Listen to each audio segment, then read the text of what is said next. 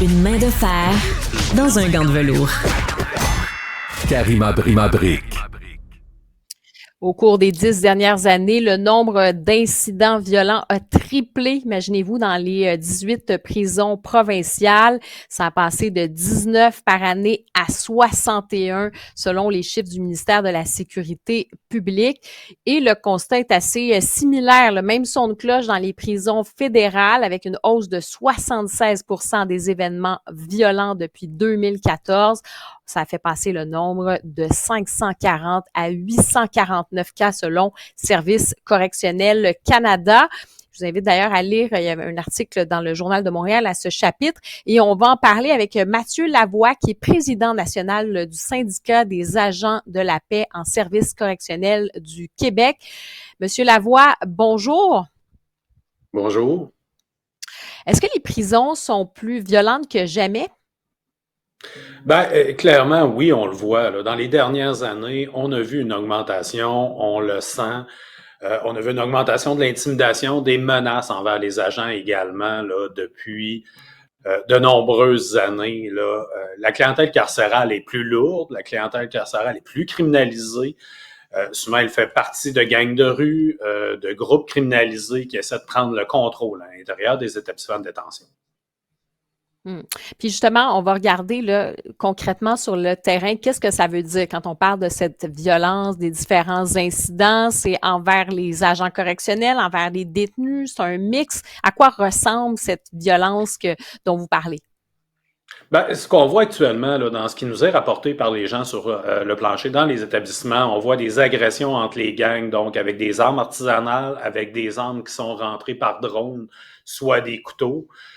Où les différents groupes criminalisés essaient de prendre le contrôle du trafic de stupéfiants à l'intérieur des murs en s'agressant.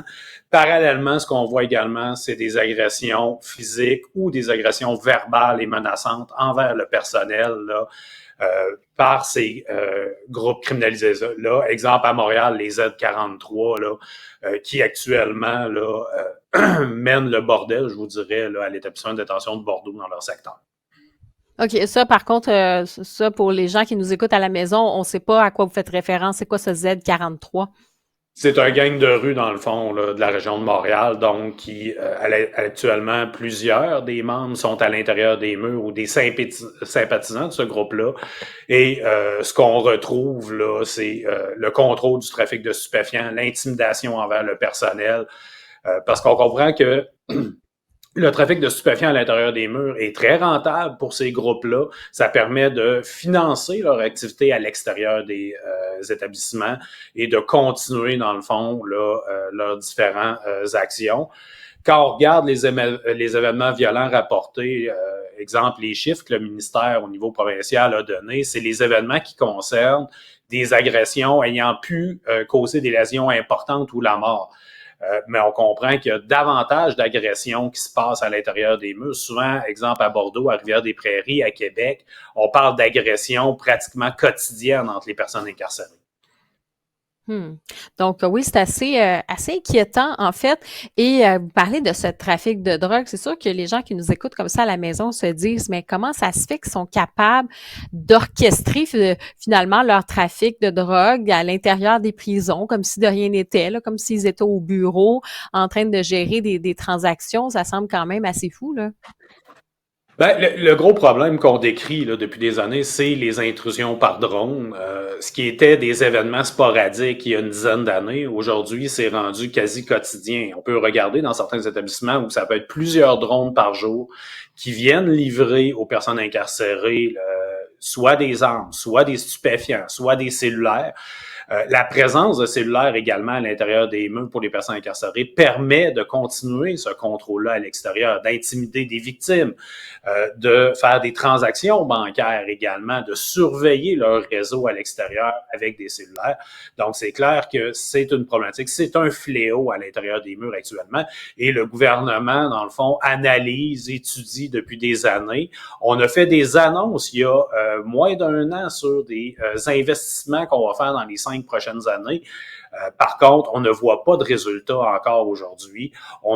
Tout ce qu'on voit, c'est davantage de présence de cellulaires, davantage d'intimidation liée à ce trafic-là. Il est temps qu'on intervienne parce qu'actuellement, le nombre d'effectifs d'agents à l'intérieur des murs diminue.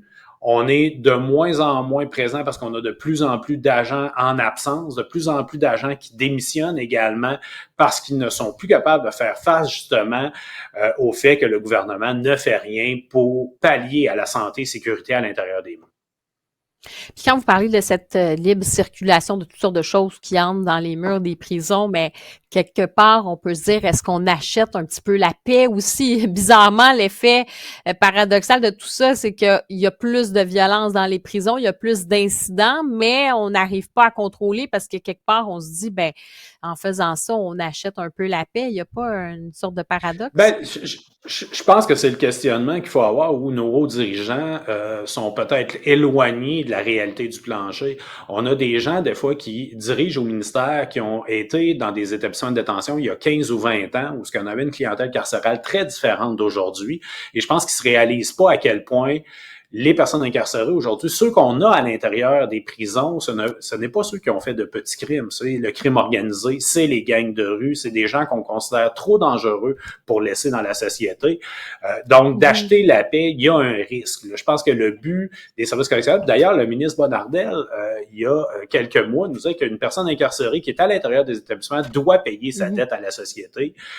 Mais ce n'est pas la réalité qu'on vit actuellement, où on voit que les actes de conséquences pour les personnes incarcérés qui commettent des actes est inexistant à l'intérieur des murs.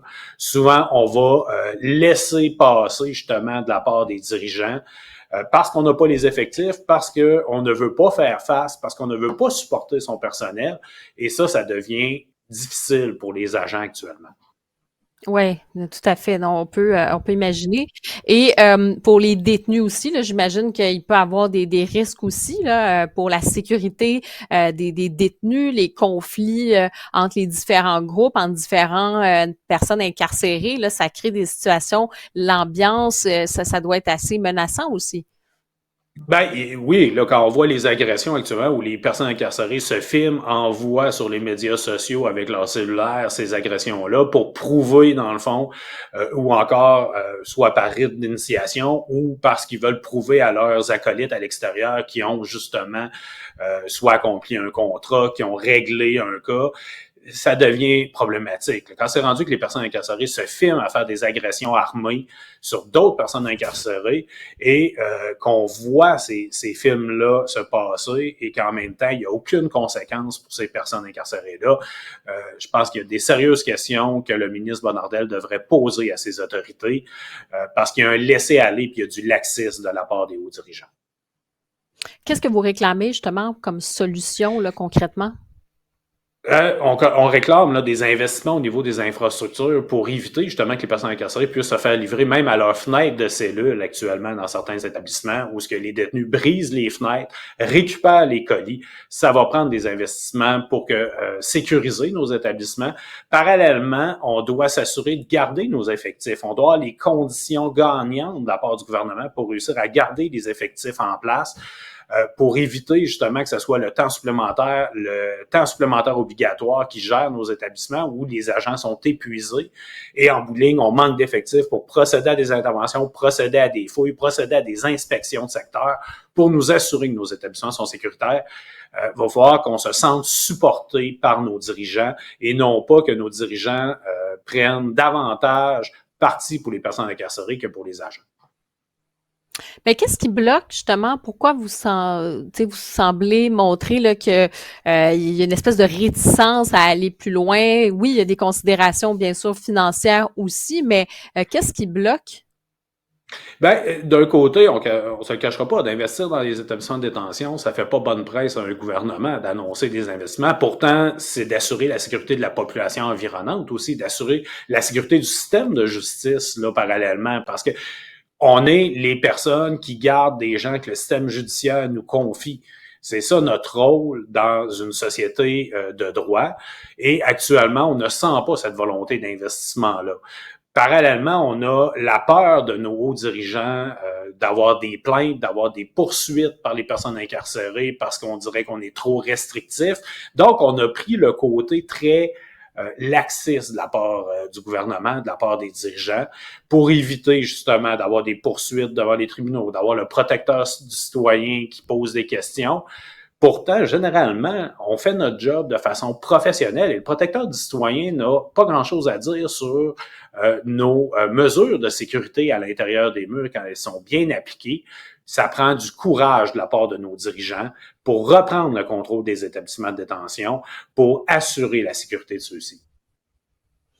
Mais donc, justement, avec l'influence de ces groupes criminalisés qu'on voit en prison, là, les personnes qui sont emprisonnées, là, vous dites en gros, des agents correctionnels ont littéralement perdu le contrôle? Ben, en fait, on a perdu notre autonomie décisionnelle. Maintenant, ça devient compliqué de gérer nos propres secteurs parce qu'il faut se référer à différentes procédures, mais se référer à l'ensemble de nos gestionnaires. Et souvent, nos gestionnaires refusent ou semblent avoir peur justement des ajustements. Pas plus tard que la semaine dernière, j'entendais un haut dirigeant nous dire « Ah, ben vous savez, les détenus pourraient se soulever si on applique les règles. » Ben, c'est parce que appliquer les directives et les règles dans une société de droit, c'est la base. C'est quand on est rendu mais à l'heure où des soulèvements, ça mais à devient l'heure où problématique. ben c'est ça, là. J'allais dire à l'heure où je vous parle, là, en ce moment, c'est qui fait la loi dans les prisons? Ça semble pas, en tout cas, les personnes qui dirigent le ministère de la Sûreté publique. Je vous dirais, je pense que les agents font leur possible au maximum de ce qu'on peut faire, mais c'est sûr que tant qu'on se sentira pas supporté par nos dirigeants, tant que nos dirigeants vont davantage avoir, justement, vous le disiez tantôt, tant que nos dirigeants vont penser avoir acheté la paix plutôt qu'appliquer les règles, ça fonctionnera pas. Mathieu Lavoie, président national du syndicat des agents de la paix en service correctionnel du Québec. Merci d'avoir été avec nous. Merci.